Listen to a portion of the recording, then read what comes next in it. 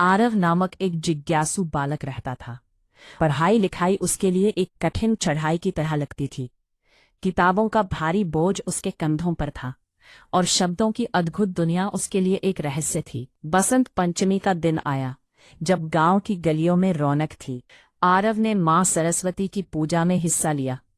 उसकी आंखों में विश्वास और प्रार्थना की गहराई थी। उसने सच्चे मन से मां के चरणों में झुककर ज्ञान का वरदान मांगा, इस उम्मीद में कि शायद उसकी दुनिया बदल सके।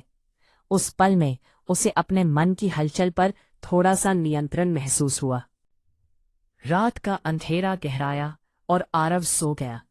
अचानक एक अनोखा सपना उसके आंखों के सामने आया।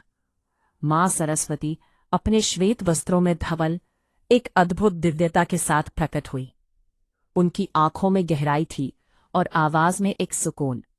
उन्होंने आरव से कहा, बेटा, ज्ञान केवल किताबों के पन्नों में नहीं है।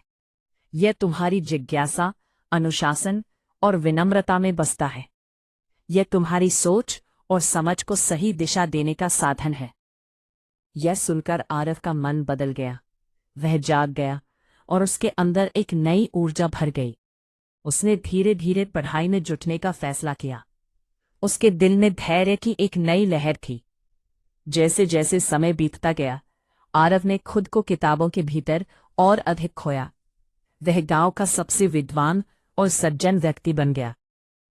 उसकी मेहनत और लगन ने उसे उसके सपनों की ऊंचाइयों तक पहुंचाया। अब गांव के लोग उसे सुनते थे और आरव सिखाता था कि सीखने की लगन ही मां सरस्वती की असली कृपा है। उसकी कहानी अब हर बच्चे के लिए प्रेरणा बन गई और उसके अंदर की जिज्ञासा अब ज्ञान की रोशनी बन चुकी थी।